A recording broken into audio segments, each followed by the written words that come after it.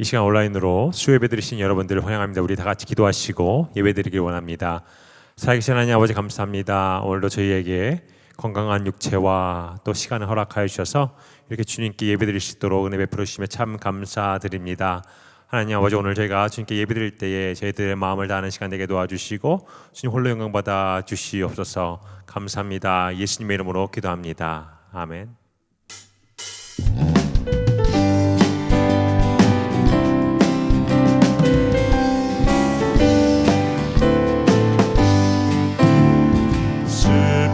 마음 있는 사람 예수 이름 믿으면 영원토록 변함없는 기쁜 마음 얻으리. 거룩하신 주의 이름 너의 방패 삼아라. 환난 시험 당할 때에 주께 기도드려라.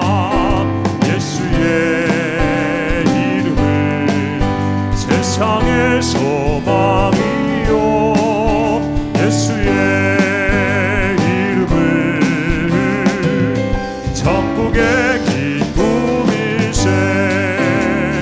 존귀하신 주의 이름 우리 기쁨 되도다. 주의 품에 안길 때에 찬송 부르리.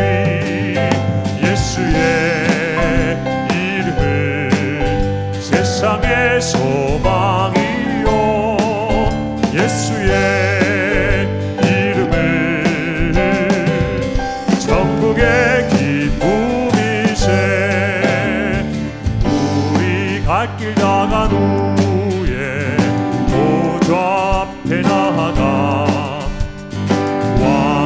왕께 경배하며 멸류관을 드리리. 예수의 이름은 세상의 소망이요, 예수의 이름은 천국의 기쁨일세. 고난 내 영혼 편히 쉴 곳과 풍랑일 허도 안전한 보고 폭풍까지도 다스리시는 주의 영원한 파리지의 세상 친구들 나를 버려도 예수를 함께 동행함으로 주의 은혜가 충만하리니.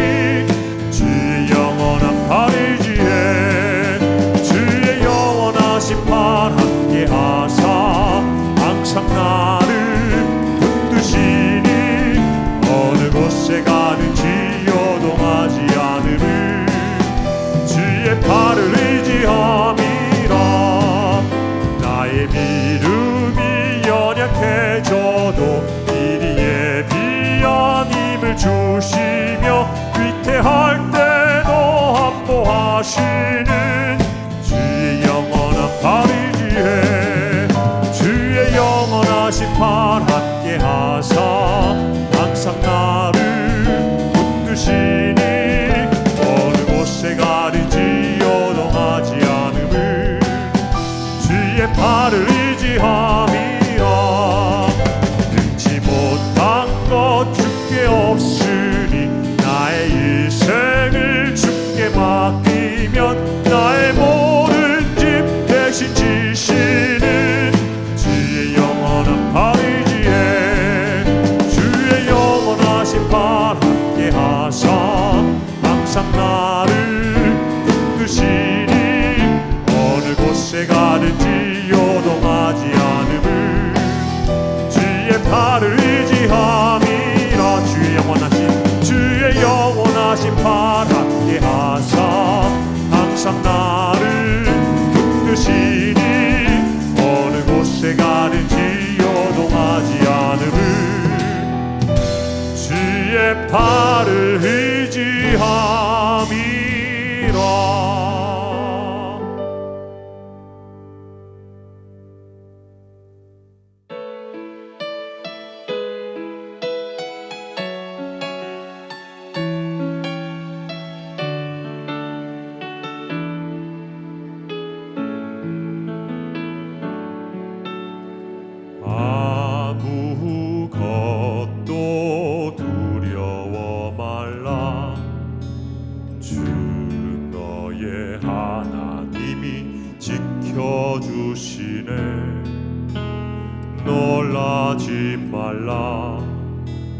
겁내지 마라. 주님 나를 지켜주시네. 아무것도 두려워 말라. 주 너의 하나님이 지켜주시네. 놀라지 마라. 겁내지 마라. 주님 나를 지켜주시네. 내 맘이 힘에 겨워 지칠지라도 주님 나를 지켜주시네.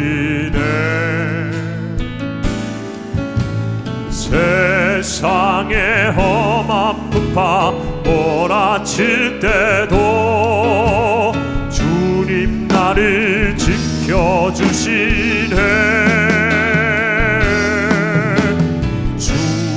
주님은 나의 산성, 주님은 나의 요새, 주님은 나의 소망, 나의 힘이 되신 여호와.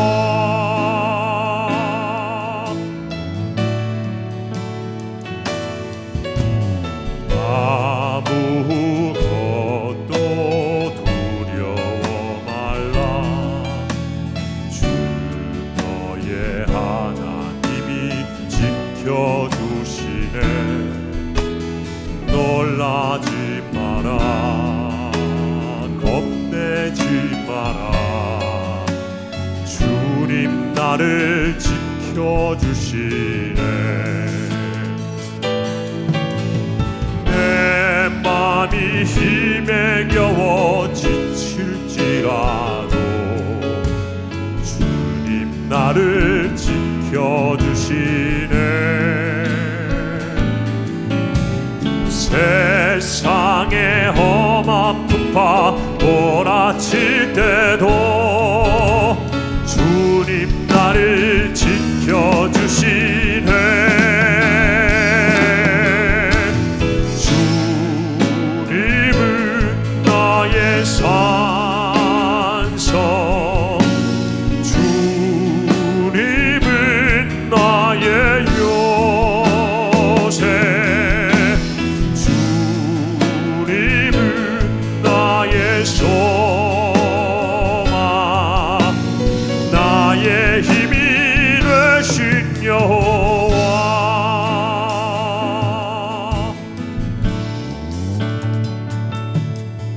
내게 허락하신 시련을 통해 나의 믿음 더욱 강하게 자라나고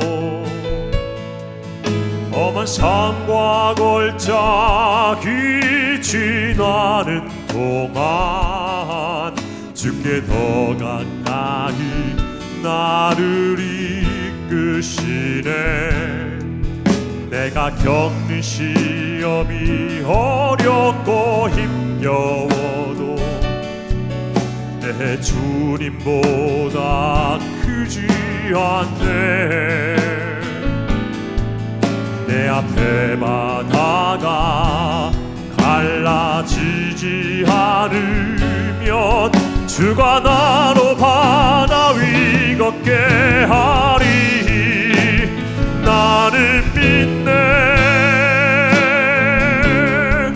주의 능력으로 내 삶 새롭게 되리. 나는 믿네. 주의 능력으로 담대히 나아가리.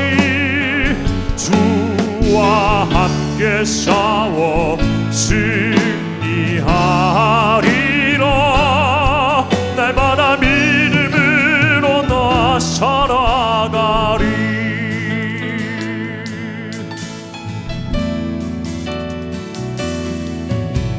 나에게 허락하신 시련을 통해 나의 믿음 더욱 강하게 자라나고 험한 산과 골짜기 지나는 동안 주께 더 가까이 나를 이끄시네.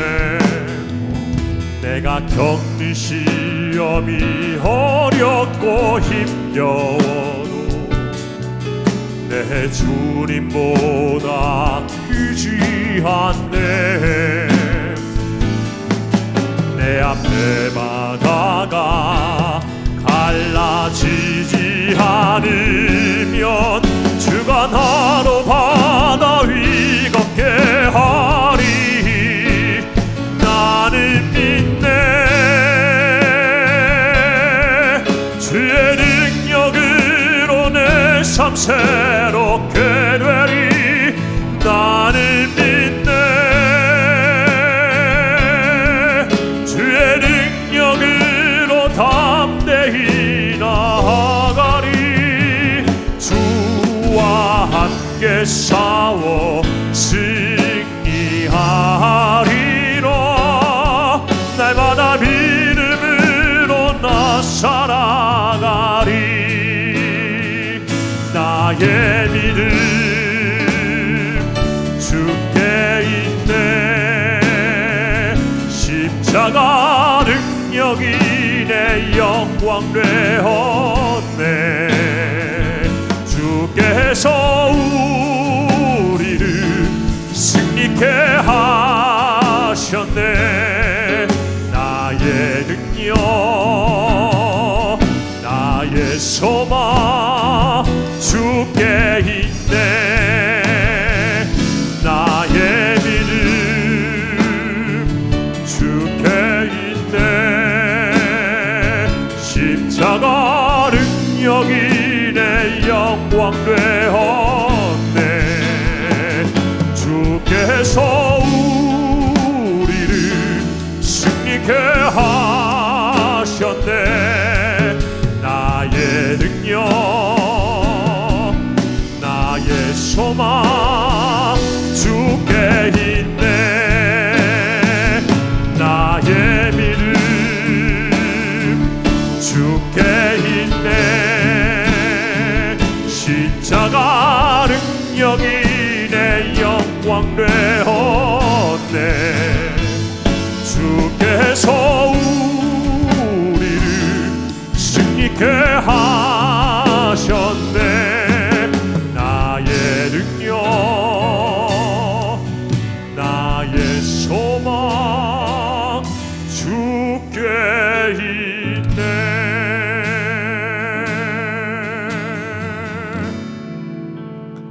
우리 이 시간 다 같이 한번 기도하길 원합니다.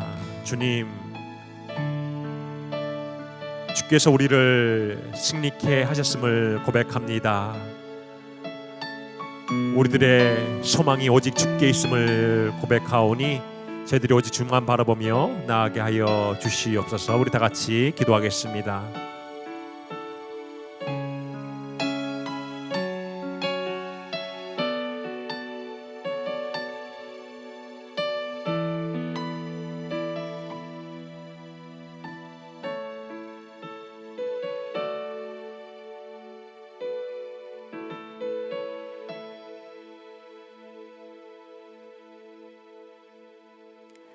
자비로우신 하나님 아버지, 인생의 어두운 밤을 지내고 있는 이때에 빛 대신 주님이 저희 가운데 계시기에 절망 가운데 살지 않고 소망 가운데 살 수 있음에 감사를 드립니다. 연약한 저희들을 주님께서 붙들어 주시고 다스려 주시어 날마다 말씀과 기도로 깨어있게 하시고 아직도 어두운 가운데 있는 사람들에게 그리스도의 빛을 전하는 삶이 되게 하옵소서.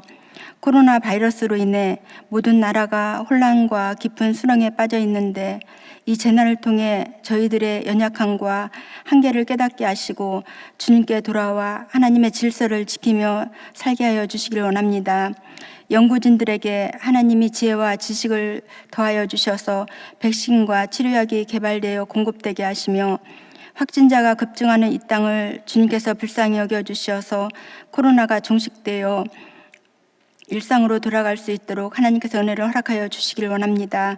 하나님 아버지, 이 땅의 유정자들에게 하나님을 경외하는 마음과 지혜를 주시어 창조 질서를 지키는 지도자들이 되게 하시고, 대선을 앞두고 있는데 하나님이 개입하여 주시길 원합니다. 열방 가운데 사역하시는 선교사님들과 가족을 보호해 주시고, 육신이 연약한 분들에게 치료와 회복을 주시고, 어려운 시기에 시기적절한 사역을 감당할 수 있도록 성령님께서 인도하여 주시옵소서. 세워주신 영락교회와 이 땅의 교회들이 교회 공동체의 사명을 감당할 수 있도록 하나님께서 회복을 허락하여 주시기를 원합니다. 저희 교회에 속한 어린아이로부터 작년에 이르기까지 불꽃 같은 눈동자로 하나님이 지켜주시고, 각자의 처소에서 드리는 예배를 통해 주님의 임재를 경험하게 하여 주시옵소서. 어떤 상황 가운데 있든지 하나님의 선하심을 온전히 신뢰하며 믿음으로 승리하게 하여 주시옵소서. 말씀을 전하시는 목사님 영육간에 강건하게 하시고, 생명의 말씀이 선포될 때에 저희들의 마음을 열어 듣게 하시고 반응하며 살게 하옵소서. 피난처가 되시는 예수님의 이름으로 기도합니다. 아멘.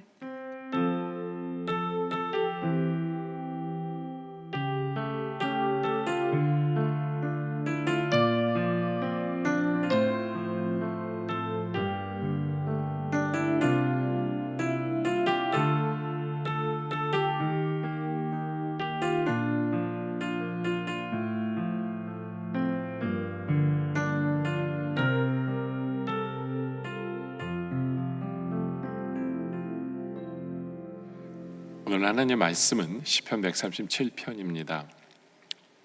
먼저 1절을 제가 봉독하도록 하겠습니다.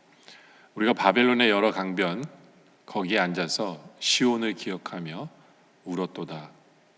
아멘. 우리나라가 일제 밑에 있었을 때 그 나라를 빼앗긴 서름, 또 해방에 대한 의지를 시로 써낸 사람들이 많이 있었죠. 대표적인 게 빼앗긴들에도 봄이 오는가라는 시를 썼던 이상화 시라든가, 또 다른 고향이라고 시를 썼던 윤동주 시인. 우리는 이런 분들을 가리켜 저항 시인이라고 부릅니다. 그렇죠? 가슴에 맺힌 건 너무나도 많고, 그러면서도 마음대로 말할 자유를 박탈당한 그러한 시절이었길 까닭에 그것이 시를 통해서 나왔던 것입니다.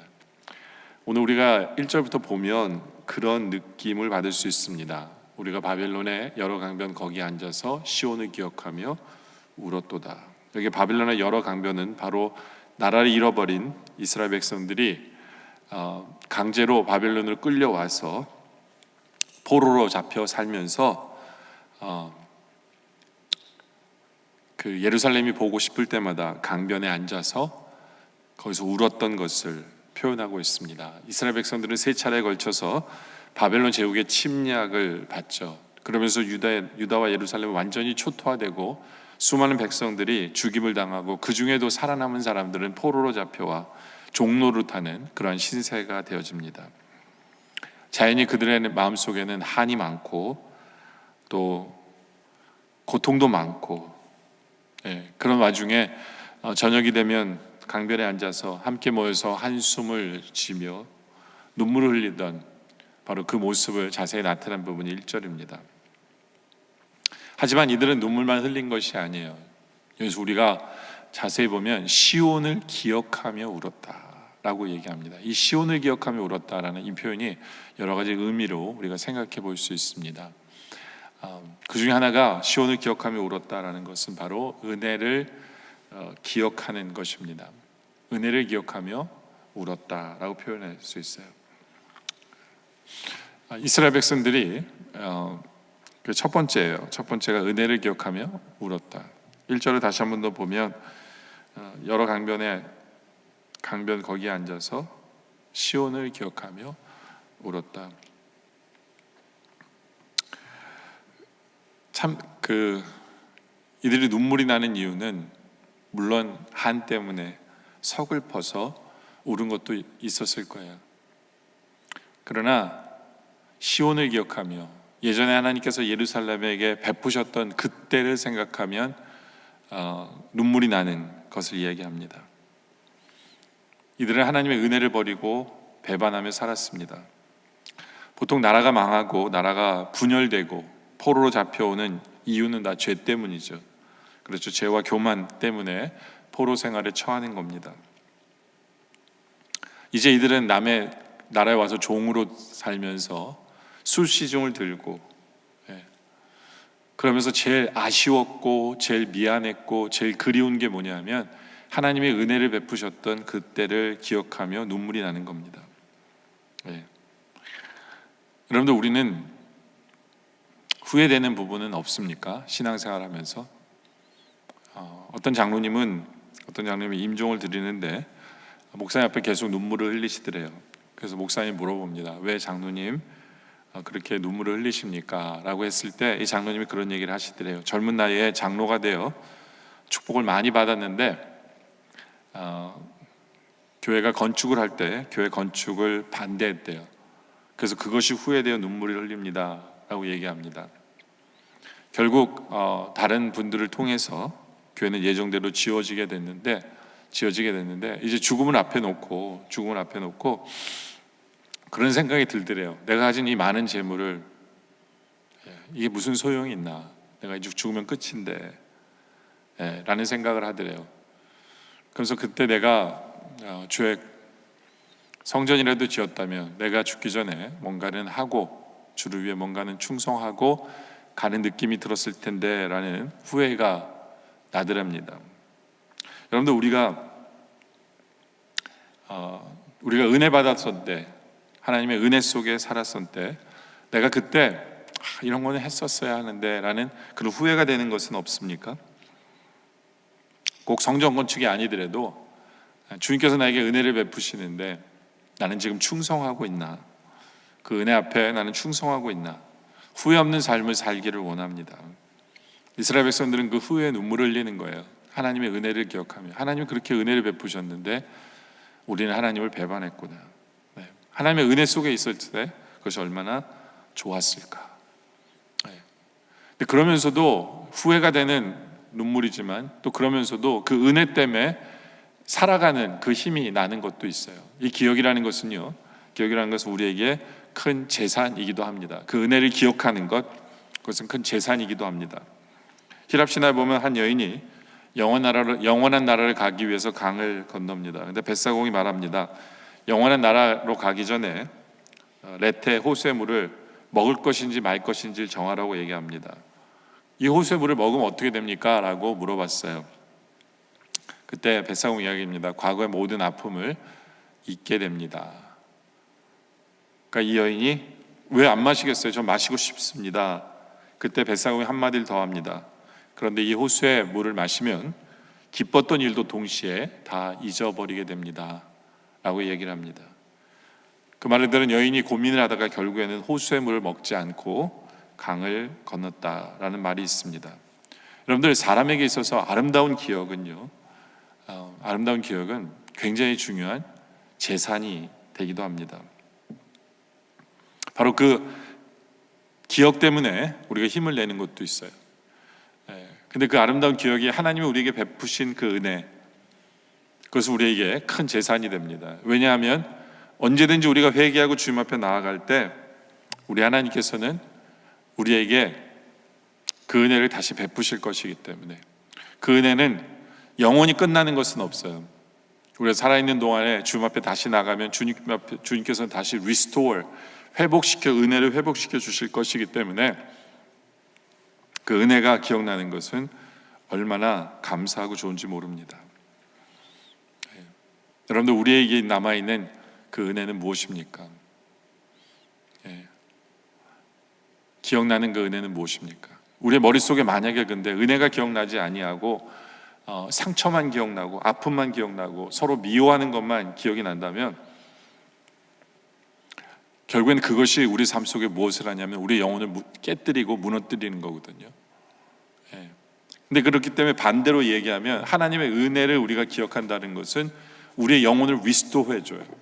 포로로 잡혀 있지만 눈물을 흘리며 하나님께서 은혜 베푸신 때를 기억하면서 다시 힘을 회복하는 거예요. 영혼이 깨지는 것이 아니라, 영혼이 무너져 내리는 것이 아니라 다시 소망을 품게 되는 거죠. 소망을 품게 돼요.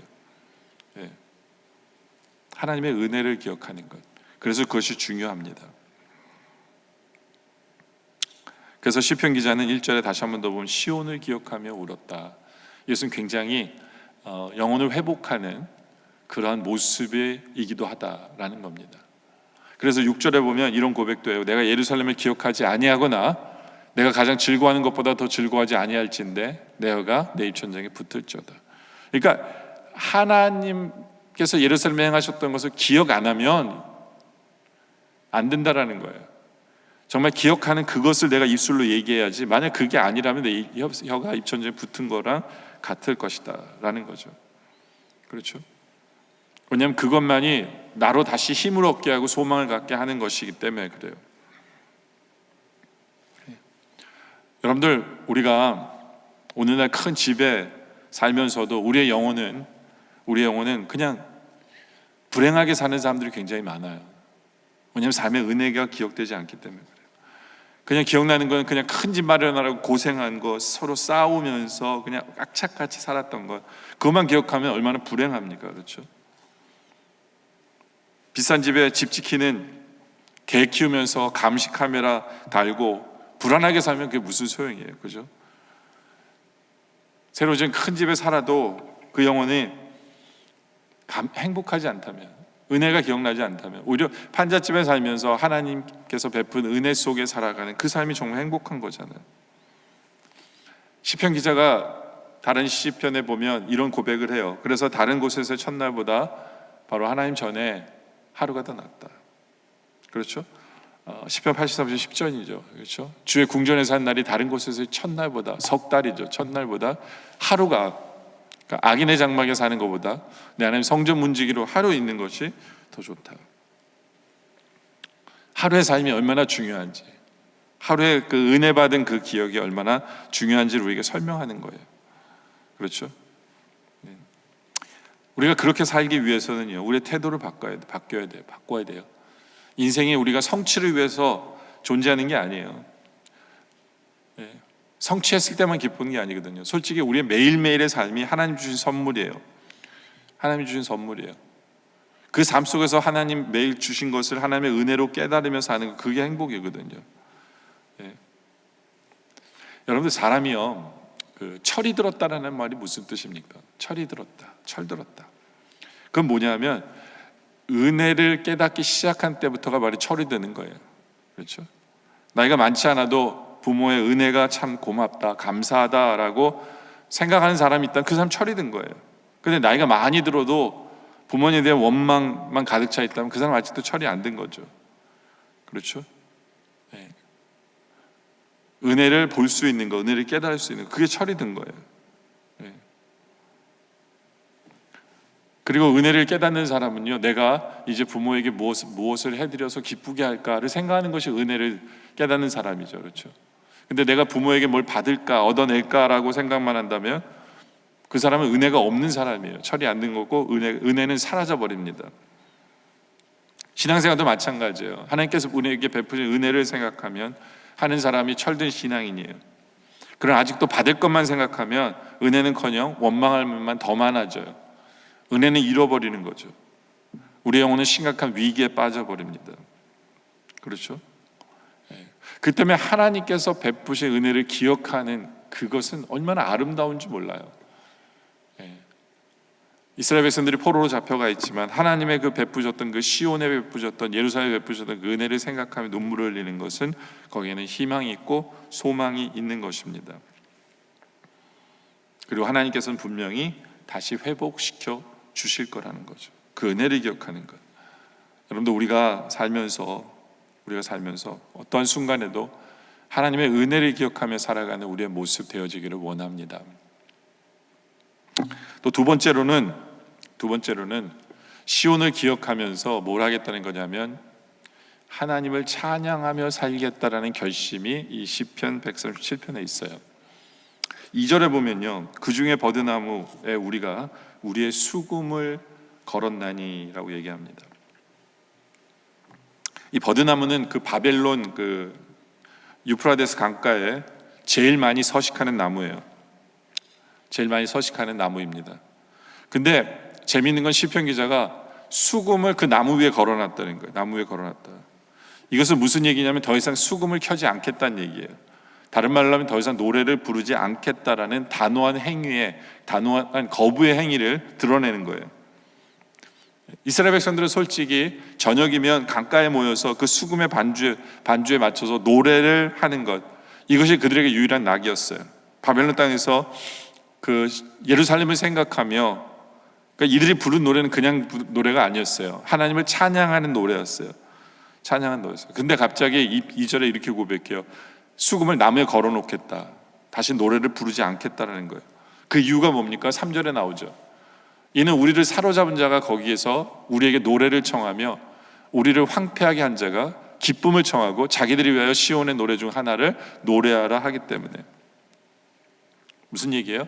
바벨론 사람들이, 이제 히브리인들이 하나님을 찬양하는, 히브리 말로 하나님을 찬양하는 노래를 들은 거예요. 근데 이제 이들은 당연히 노래니까 흥을 돋구는 거라고 생각하겠죠. 무슨 가사 내용인지 몰라요. 근데 노래를 부르니까 이제는 자기들이 그 노래를 자꾸 들으니까 재밌어 보이거든요. 좋아 보이거든요. 그래서 노래를 부르라고 얘기한 거예요. 야, 우리를 위해서 노래를 불러달라. 니네가 부르는 노래를 우리를 위해서 한번 불러달라 라고 얘기한 거죠. 근데 이게 문제가 발생을 합니다. 문제가 어떤 발생을 하냐면, 이스라엘 백성들은 하나님을 찬양하는 거예요. 하나님을 찬양하고 있었어요. 그러면서 힘을 얻고 하나님께 영광을 돌리며 강가에서 그러한 일들을 하고 있었는데, 이 바벨론 사람들은 자기들의 기쁨에 술안주 삼아서 술을 마시는 가운데 야, 노래 불러봐, 뭐 이런 거죠. 그러니까 그건 할 수 없다는 거죠. 하나님을 찬양하는 것을 그들의 기쁨을 위해서 할 수 있는 게 아니라, 이건 하나님이 영광을 돌리는 건데 그들의 뭐 술안주 삼아서 부르는 것은 찬양이 아니다라고 이들은 생각하는 거예요. 그 때문에 수금을 위에다 놓겠다라고 얘기하는 거죠. 그러면서 4절에 이렇게 표현합니다. 우리가 이방 땅에서 어찌 여호와의 노래를 부를까? 예루살렘 내가 너를 잊을지인데 내 오른손이 그의 재주를 잊을지로다. 그러니까 무슨 얘기냐면, 이방 땅에서 그들을 위해서 노래는 할 수 없다는 거예요. 하나님께 영광을 돌리는 예배 노래인데, 그들을 기쁘게 하기 위해서 노래를 부를 수는 없다라는 거죠. 그렇죠? 하나님 영광 받으셔야 되는데. 그러면서 이들은 예루살렘아 내가 너를 잊을진데 내 오른손이 그의 재주를 잊을지로다 라고 얘기합니다. 그러니까 오른손이 뭐예요? 악기를 켜는 거거든요. 악기를 켜는 것을 거부하겠다 라고 표현합니다. 악기를 켜는 것을 거부하겠다. 왜냐하면 하나님만 예배하고 싶어서 그래요. 하나님께만 찬양, 하나님께만 영광 돌리고 싶어서 그래요. 그러면서 6절에 내가 예루살렘을 기억하지 아니하거나 내가 가장 즐거워하는 것보다 더 즐거워하지 아니할진대 내 혀가 내 입천장에 붙을지어다. 이게 무슨 얘기예요? 하나님 베푸신 은혜를 기억하며 찬양을 하지 않을 거면, 그리고 내가 다른 것에 세상의 즐거움을 줄 거면, 그리고 다른 것을 통해서 세상의 즐거움을 얻으려고 노력한다면 내 입이 천장에 붙을 것이다 라고 얘기하는 거죠. 그렇죠? 그러니까 우리가 이들의 그 결심을 생각해 봐야 돼요. 이들은 찬양을 하지 않겠다는 얘기가 아니에요. 이들은 더 하나님을 찬양하는 마음으로 간절해요. 하고 싶어요. 근데 세상 사람들이 하나님의 찬양을 자기들의 기쁨으로, 자기들의 술안주 삼는 것처럼 그걸로 사용하려고 할 때 그거는 절대로 못하겠다는 거죠. 못하겠다는 거예요. 다른 말로 하면 그들의 신앙의 양심을 끝까지 지키겠다는 거예요. 포로로 잡혀와 있지만 신앙의 순결만은 지키겠다는 거예요. 지키겠다는 거죠. 하나님을 가볍게 보는 것은 그들은 용납하지 못하겠다는 거예요. 어떻게든 그들의 신앙을 지키고 그들의 예배를 지키고 그들의 찬양을 제대로 찬양하겠다라는 그러한 고백이 이 안에 담겨 있는 거죠. 그렇죠? 여러분들, 우리의 찬양은 어떠합니까? 우리의 찬양이 하나님께만 영광 돌리고 싶은 그런 마음이 있습니까? 예? 우리 예배는 어떠합니까? 하나님께만 영광 돌리고 싶은 그런 마음으로 예배하고 싶은지. 물론 우리는 재미로 그냥 뭐 한번 불러봐 뭐 이런 사람은 없어요. 술안주로 너 찬송 한번 해봐 이런 사람은 물론 없어요, 우리 주위에. 네. 그렇지만 우리 스스로가 얼마나 주님을 진심으로 진정으로 하나님께 영광 돌리며 찬양하고 싶은지, 얼마나 우리는 하나님께만 영광 돌리는 그런 예배를 드리고 싶은지, 바로 그런 모습이 우리 안에 있는지를 우리가 돌아봐야 한다라는 것이죠. 세 번째로는 하나님의 공의를 기대하는 삶을 사는 것입니다. 7절에 보면 여호와여 예루살렘이 멸망하는 날을 기억하시고 에돔 자손을 치소서라고 표현합니다. 하나님 앞에 기도해요. 하나님, 에돔 자손을 쳐주세요. 이 에돔이 누구냐면, 솔직히 에돔은 예전에는 그 이스라엘의 형제 국가예요. 형제 국가잖아요. 그죠? 이스라엘과 피를 나눈 형제 지간에도 불구하고 이스라엘이 가나안 땅으로 입성할 때 적극적으로 방해했어요. 적극적으로 방해. 근데 그걸로 끝난 게 아니에요. 이제 바벨론이 이스라엘 예루살렘을 정복했을 때 많은 그 이스라엘의 리더나 젊은이들이, 뜻 있는 사람들이 포로로 잡혀가지 않으려고 숨어 있었어요. 예루살렘에 숨어 있었어요. 근데 이 에돔 사람들이요, 예루살렘에 와가지고 그런 사람을 다 찾아냈어요. 그리고는 그 고자질했어요. 여기 숨어 있습니다. 여기 숨어 있습니다. 그래서 다 포로로 잡혀가게 만든 이 장본인들이 누구냐면 에돔이에요. 그래서 이스라엘 백성들이요, 정말 미워했던 사람들이 누구냐면 에돔이었어요. 그래서 하나님, 에돔을 쳐주세요 라고 이들이 고백하는 거예요. 너무너무 미워했기 때문에. 그것뿐만 아니라 8절에 보면 멸망할 딸 바벨론아, 내가 우리에게 행한 대로 내가 갚는 자가 복이 있으리라. 바벨론을 여자로 표현해요. 여자로, 딸로 표현하죠. 그래서 바벨론이 우리에게 행한 대로 주님 갚아주세요. 그리고 9절에 내 어린 것들을 바위에 메어치는 자는 복이 있으리로다. 그렇죠? 바벨론의 어린 것들. 그러니까 여자로 표현했으니까 그의 자식들을 메어치는 자, 바위에 메어치는 자. 그러니까 죽이는 자는 복이 있다. 굉장히 잔인한 소리를 해요. 잔인한 표현을 쓰는데, 그만큼 이스라엘 백성들이 이 바벨론에 당한 그 아픔이 너무너무 아픈 거예요. 너무너무 힘든 거예요.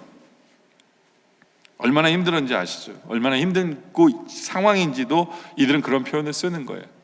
그래서 하나님이 갚아달라고 얘기를 합니다.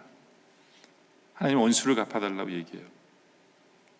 근데요, 우리가 이걸 기억해야 돼요. 하나님 무조건 원수 갚아달라고 해서 갚아주시는 분이 아니에요. 갚아주신 분이 아니죠. 하나님께 이런 표현을 우리가 쓸 수 있는 유일한 방법이 뭐냐면, 우리 스스로가 하나님을 사랑하고, 우리 스스로가 하나님을 경외하고, 우리 스스로가 하나님의 법을 따라갈 때 하나님 내 편이 되어주세요라고 얘기할 수 있는 거예요. 하나님 내 편이 되어주세요. 네.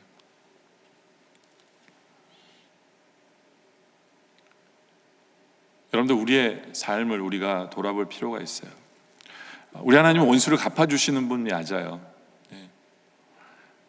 그러나 우리 스스로가 우리의 삶을 돌아볼 필요가 있어요. 내가 얼마나 하나님 자녀답게 살았는가.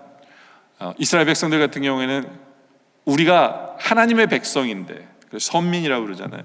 하나님의 백성으로 하나님 앞에 이런 기도를 드릴 수 있는 것인가, 우리의 마음의 상태는 얼마나 제대로 되어 있는가, 이것을 돌아볼 필요가 있다라는 거죠. 그렇죠? 근데 이들이 이런 고백을 할 수 있는 이유가 뭐냐면, 그들의 아까 윗부분의 결단 때문에 그런 거예요. 하나님, 우리는 하나님께 영광 돌리는 찬양을 그들의 안주거리로 삼는지는 안 하겠습니다 라는 그들의 신앙의 결단. 그들이 물론 나의 육신의 주인일지 모르지만, 자기들 이스라엘 백성은 종이니까 주인이잖아요. 안 하면 죽일지 모르지만, 다른 건 몰라도 우리의 신앙만은 변질되지 않겠습니다, 우리의 신앙만은 순결을 지키겠습니다 라는 그러한 그 마음 상태가 있기 때문에, 그러한 신앙의 모습 때문에 하나님 앞에 고백하는 거예요. 하나님, 원수를 갚아주세요. 하나님이 우리 편 되어주심에 대한 확신이 서는 거죠. 그럴 때 하나님의 공의를 기대할 수 있게 되어진다라는 거예요. 여러분들, 우리가 어떤 상황 속에서든지 하나님께서 공의를 베푸셔서 나의 편이 되어주시는 것에 대한 확신이 우리에 있기를 원해요. 왜냐하면 우리는 부족할지 모르지만 내가 예수님을 사랑하기 때문에, 예수님을 믿기에, 우리가 하나님의 자녀라는 확신 때문에 어떠한 순간에도 하나님이 내 편이심을 확신하는 그러한 우리의 모습. 그럴 때 우리는 새 힘을 얻게 되어진다라는 것이죠. 이제 말씀의 결론을 내립니다. 여러분들, 이스라엘 백성들은 나라를 잃은 아픔 때문에 눈물을 흘립니다. 우리는 왜 눈물을 흘릴 때가 있습니까? 근데 우리가 눈물을 흘릴 때 너무너무 힘들어서 흘리는 눈물, 그 안에 꼭 하나님께서 이제껏 베푸셨던 은혜를 기억하며 흘리는 눈물이 있길 원합니다.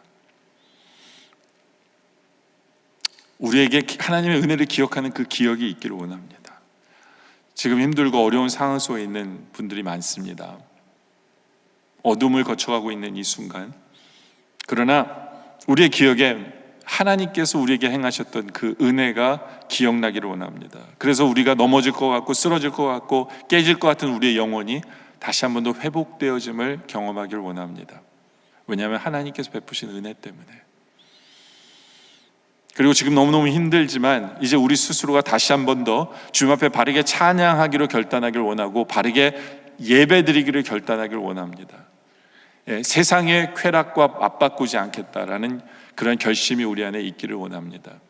그리고 이제는 우리가 하나님의 자녀답게, 그리고 하나님의 성도다운 삶을 통해서 우리를 힘들게 하는 그런 사람들 앞에서도 우리가 두려워하지 않게 하시고, 하나님이 내 편이심을 확신할 수 있는 그러한 삶을 살아가는 우리들이기를 원합니다. 바로 그러한 모습을 통해서 이제 우리 앞에 얼마나 눈물 나는 힘든 어려움 속에서도 이제는 주님의 은혜 때문에, 주님이 우리 편이시기 때문에 다시 한 번 더 힘을 얻고 확신한 소망 속에 살아가는 우리 모두가 되어지시기를 주님의 이름으로 축원합니다. 기도드리겠습니다. 아버지 하나님, 우리는 지금 왜 눈물을 흘리고 있습니까? 아파서, 괴로워서.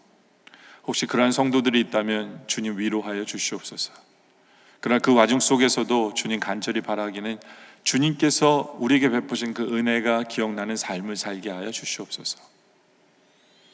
주님께서 은혜를 베푸셨던 때를 기억하며 다시 한 번 더 힘을 내는 우리들 되게 하여 주시옵소서. 그리고 다시 한 번 더 결단하게 하여 주시옵소서. 우리의 찬양이 하나님의 영광을 돌리고 우리의 예배가 하나님을 기쁘시게 하는 그러한 예배가 되도록 다시 한 번 더 결단하는 우리의 삶의 모습 되게 하여 주시옵소서. 아버지 하나님, 어떠한 순간에도 하나님이 내 편 되심을 흔들리지 않는 그 믿음 소유하게 하여 주시옵소서. 그러기 위해 하나님이 경외하는 삶, 거룩한 삶, 예수님을 믿는 삶, 바로 그러한 삶을 통해 하나님이 내 편이심을 확신함으로 인하여 어떤 순간에도 흔들리지 아니하고 주만 바라보며 소망 가운데 거하며 이 어두운 때를 지나가는, 승리하는, 헤쳐나가는 우리 모두 되어질 수 있도록 주님 인도하여 주시옵소서.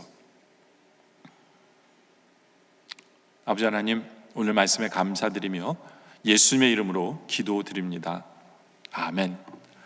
지금 우리 주 예수 그리스도의 은혜와 성부 하나님 아버지의 놀라우신 사랑하심과 성령님의 감화 감동 교통하심과 역사하심이 이제 눈물을 흘릴지라도 이제는 주님 은혜 때문에 주님의 은혜를 기억하며 다시 한 번 더 신앙의 결단을 내리며 하나님 우리 편이심을 확신 가운데 서서 소망 가운데 거하기를 소원하는 우리 영락의 성도님들과 또한 예수 그리스도 구주로 편 모든 성도님들 머리머리 위에 우리 주님 오시는 그날까지 영원토록 함께 하시기를 간절히 축원하옵나이다. 아멘.